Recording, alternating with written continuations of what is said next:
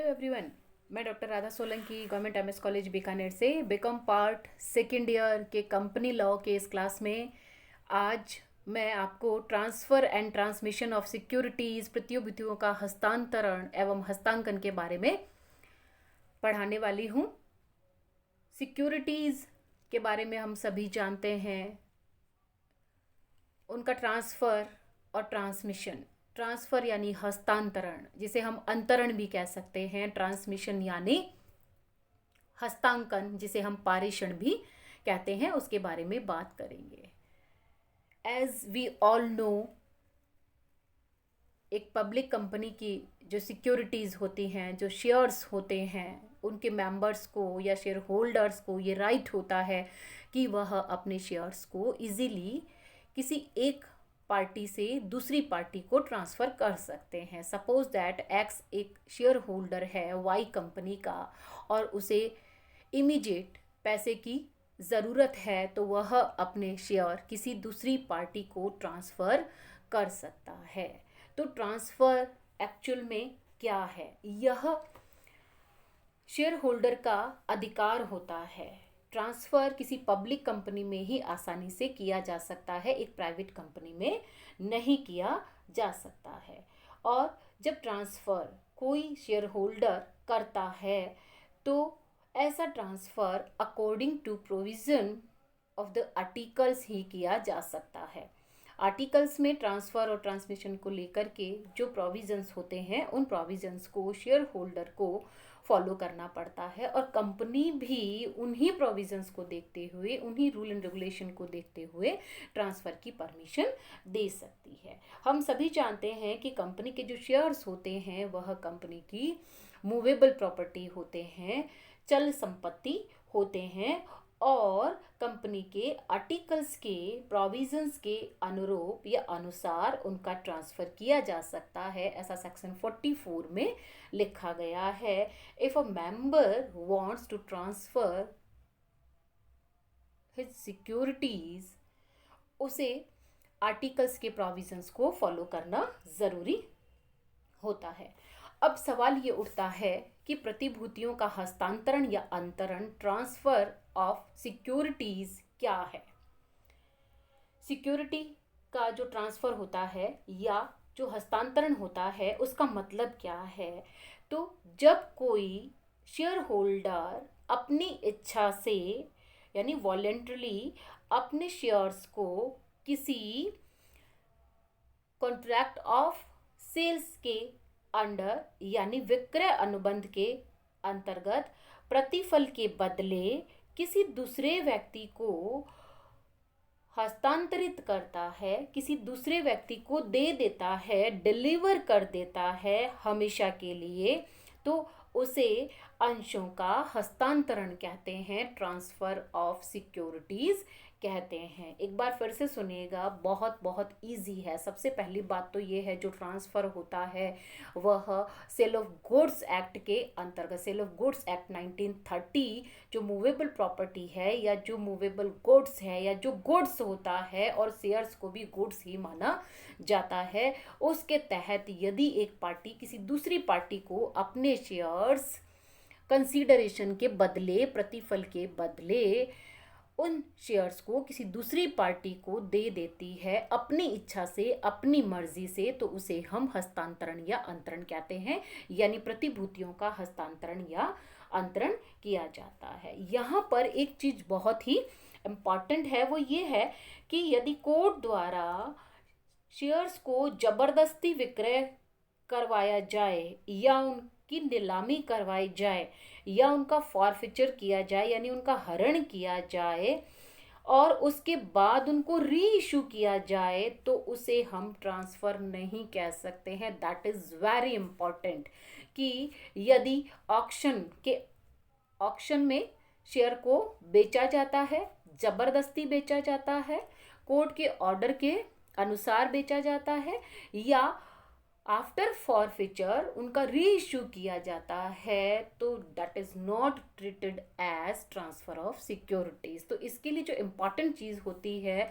There must be two parties, एक transfer करने वाला और दूसरा जिसके फेवर में वो ट्रांसफ़र किया जा सकता है। Second important thing is the deal must be voluntarily. ये जो डील होगी, ट्रांसफ़र जो होगा वह वॉलेंट्रली होगा, उसमें किसी तरह का कोई दबाव या प्रेशर नहीं होगा। Third important thing is there must be consideration also. प्रतिफल के बदले उसका हस्तांतरण होना ज़रूरी है, और ऐसा हस्तांतरण विक्रय अनुबंध के अंतर्गत होगा या माल विक्रय अनुबंध सेल ऑफ गुड्स एक्ट के तहत होगा। आई थिंक आपको समझ में आ गया होगा। ट्रांसफर ऑफ सिक्योरिटीज और shares means a transfer by sale by the registered shareholders of the securities और shares. It does not include any involuntarily or forced sale such as a court auction sale or sale of forfeited securities, shares for non-payment of calls, etc. Second, प्रतिभूतियों का हस्तांकन या पारेषण, transmission of securities. देखने में दोनों चीज़ें हमें एक जैसी लगती है कि ट्रांसफ़र और ट्रांसमिशन में फ़र्क क्या है। ट्रांसमिशन में भी शेयर एक पार्टी के फेवर से निकल जाते हैं और दूसरी पार्टी के पास पहुंच जाते हैं। ठीक वही चीज़ इसमें भी होती है, लेकिन दोनों में जो चेंज होगा, दोनों में जो डिफरेंस है वो ये है कि एक में ऐसा जो ट्रांसफ़र होता है, यानी हम यूँ कहें ट्रांसफ़र ऑफ जो पोजीशन है या ट्रांसफ़र ऑफ जो ऑनरशिप है वह वॉलेंटरली है, अपनी मर्जी से है।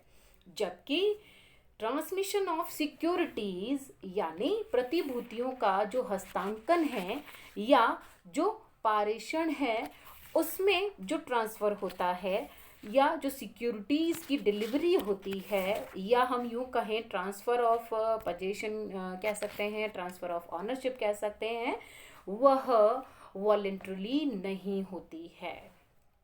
अब हम ये समझने की कोशिश करते हैं कि what is the difference between transfer and transmission. जब सिक्योरिटीज़ के स्वामित्व का यानी ऑनरशिप का ट्रांसफ़र किसी कानून के लागू होने के कारण होता है तो उसे ही हम प्रतिभूतियों का हस्तांकन या पारेषण कहते हैं। पॉइंट टू बी नोटेड, यानी ट्रांसमिशन कब होता है? किसी कानून के लागू होने के कारण होता है। When the securities are transferred to another person by operation of law, it is said to be the transfer of shares. Generally, the transmission of securities takes place in the following cases. अब सवाल ये उठता है कि ऐसा transmission of securities किन किन situation में होता है। ट्रांसफ़र में तो सिचुएशन एक बनती है कि पार्टी यदि चाहती है, उसको पैसे की ज़रूरत है, या मान लीजिए ज़रूरत नहीं है, उसे वो शेयर सब बेचने हैं, अपने पास रखने ही नहीं है, तो वो क्या करेगा? वह किसी दूसरी पार्टी को बेचने के लिए डील करेगा। लेकिन जहाँ तक हम ट्रांसमिशन की बात करते हैं, वहाँ पर कोई एक रीज़न नहीं होता है, एक से ज़्यादा रीज़न हो सकते हैं, अलग अलग सर्कमस्टांसेस होती हैं, अलग अलग परिस्थितियाँ होती हैं जिसमें ट्रांसमिशन करना ही पड़ता है। तो व्हाट आर द सर्कमस्टांसेस, वो सर्कमस्टांसेस क्या हैं, वो परिस्थितियाँ कौन कौन सी होती हैं। तो इसमें फॉर एग्जांपल किसी मेंबर की डेथ हो जाती है, तो अब मान लीजिए उस मेंबर की डेथ हो गई और उसके पास किसी कंपनी के कुछ शेयर्स थे, तो चूंकि अब वो पर्सन ही नहीं रहा, तो उसका जो सक्सेसर है, उसका जो लीगल रिप्रेजेंटेटिव है या उसका जो उत्तराधिकारी है, अब वो शेयर किसके पास चले जाएंगे? उसके पास चले जाएंगे। तो यहाँ पर एक चीज़ आप ये समझने की कोशिश करें कि ऐसा ट्रांसफ़र जो हुआ है वह उस शेयर होल्डर की इच्छा से नहीं हुआ है, उसके डिज़ायर से नहीं हुआ है, क्योंकि अब वो तो इस दुनिया में ही नहीं है, तो अब उसके डिज़ायर मायने नहीं रखती। अब कानूनन उस शेयर्स या जो वो शेयर्स हैं उसका जो मालिक होगा वह उसका लीगल रिप्रेजेंटेटिव होगा, उसका उत्तराधिकारी होगा। या इंसॉल्वेंसी के केस में जब कोई मेंबर दिवालिया हो जाता है तो उसकी जो सिक्योरिटीज़ होती है उसका ट्रांसमिशन भी उसके ऑफिशियल रिसीवर को कर दिया जाता है, क्योंकि जब कोई पर्सन दिवालिया हो जाता है तो उसकी जो भी प्रॉपर्टी होती है, उस प्रॉपर्टी उसकी प्रॉपर्टी और उसकी जो लाइबिलिटीज़ होती हैं, या हम यूँ कहें उसकी जो एसेट्स और लाइबिलिटीज़ होती हैं, उनका एडजस्टमेंट करने के लिए एक ऑफिशियल रिसीवर अपॉइंट किया जाता है। तो ऐसे इंसॉल्वेंट पर्सन की जो सिक्योरिटीज़ होती है वह उसके फेवर में ट्रांसफ़र कर दी जाती है। इसी तरह से मान लीजिए कोई मेंबर पागल हो जाता है, तो पागल हो जाने के बाद में भी उसका जो लीगल रिप्रेजेंटेटिव है उसके फेवर में उसका ट्रांसमिशन कर दिया जाता है या उसका हस्तांकन कर दिया जाता है। तो जहाँ तक मैं समझती हूँ आपको ये समझ में आ गया होगा कि what are the differences between transfer and transmission. प्रतिभूतियों के हस्तांकन और हस्तांतरण में क्या अंतर है। एक बार फिर से, ट्रांसफ़र में वॉलेंट्रली ट्रांसफ़र होगा और जो ट्रांसमिशन है उसमें इनवॉलेंट्रली होगा, लेकिन by the operation of law, कानून के लागू होने के कारण। सिचुएशन मैंने आपको बता दी है, डेथ के केस में हो सकता है, इंसॉल्वेंसी के केस में हो सकता है, और पागलपन के केस में भी ऐसा हो सकता है। अब सवाल ये उठता है कि दोनों में कुछ डिफरेंसेस हैं। एक डिफरेंस तो मैंने आपको अभी बता दिया कि जो कुछ वॉलेंट्रली है और ये इनवॉलेंट्रली है, लेकिन इसके अलावा भी कुछ डिफरेंसेस है। एग्जामिनेशन के पॉइंट ऑफ व्यू से बहुत इंपॉर्टेंट क्वेश्चन है, 8 मार्क्स में आपसे पूछा जा सकता है दोनों का अंतर, distinction between transfer and transmission of securities. तो हम इसके बारे में भी बात करेंगे। तो सबसे पहले हम ट्रांसफर किन कारणों से होता है उस पर बात करेंगे, यानी कारण के पॉइंट ऑफ व्यू से, रीजन के पॉइंट ऑफ व्यू से दोनों में क्या अंतर है। तो रीजन ट्रांसफर में क्या होता है, जो सिक्योरिटीज का ट्रांसफर होता है वह पार्टी की इच्छा से होता है, by the desire of the parties. But in case of transmission ये बाय ऑपरेशन ऑफ लॉ, यानी कानून के लागू होने के कारण होता है। Transmission takes place by the reason of operation of law. I think ये आपको क्लियर हो गया होगा। नेक्स्ट पॉइंट हम ले सकते हैं कॉन्ट्रैक्ट, यानी जो डिस्टिंक्शन का बेस है वो कॉन्ट्रैक्ट। तो ट्रांसफर के केस में क्या होगा, जो सिक्योरिटीज का ट्रांसफर होता है, जो ट्रांसफरर है वह ट्रांसफरर और ट्रांसफरी के बीच में एक कॉन्ट्रैक्ट होता है, उसी कॉन्ट्रैक्ट के कारण उसका ट्रांसफर होगा, सिक्योरिटीज का ट्रांसफर होगा। आई थिंक आप इस चीज़ को समझ पा रहे हैं कि मान लीजिए एक्स के पास शेयर है, वो वाई को बेचना चाहता है, तो दोनों के बीच में डील होगी तभी तो ट्रांसफर होगा, अदरवाइज कैसे होगा। तो कॉन्ट्रैक्ट इसमें कारण बनता है, कॉन्ट्रैक्ट एक जरिया बनता है ट्रांसफर का। लेकिन ट्रांसमिशन के केस में ऐसा नहीं होता है। ट्रांसमिशन किसी अनुबंध के अंतर्गत नहीं होता है, इसमें अनुबंध होता नहीं है, इसमें तो बाय ऑपरेशन ऑफ लॉ ऐसा होता है। Transmission of securities takes place without any contract. Next point, formalities के बारे में, फॉर्मेलिटीज़ को लेकर के भी कुछ अंतर हैं इसमें। फॉर्मेलिटीज़ यानी औपचारिकताएं। प्रतिभूतियों के अंतरण में कई कानूनी एवं कार्यालयी औपचारिकताओं का पालन करना पड़ता है, खूब सारी ऑफिशियल फॉर्मेलिटीज़ करनी पड़ती है, क्योंकि मैंने आपको बताया कि सेक्शन 44 हमें ये कहता है कि transfer according to provisions of articles ही होता है। तो उस जो कंपनी का आर्टिकल्स हैं, उन आर्टिकल्स में जो जो प्रोविज़न लिखे गए हैं उन प्रोविज़न को स्टेप बाय स्टेप आपको फॉलो करना पड़ेगा। तो हम ये कह सकते हैं there are more formalities than transmission. तो ट्रांसमिशन में फॉर्मेलिटीज़ कम है और ट्रांसफ़र में ज़्यादा है। Next point, instrument of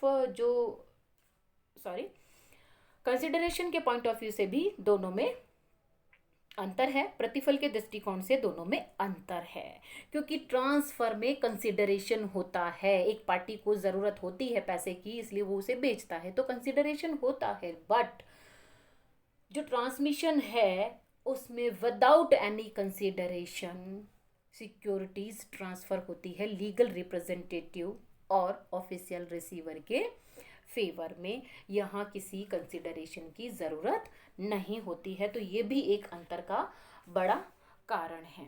next point, stamp duty. In transfer of securities stamps are required to be affixed on the transfer instrument. जो transfer instrument होता है उस पर स्टैंप ड्यूटी आपको एफिक्स करनी पड़ती है।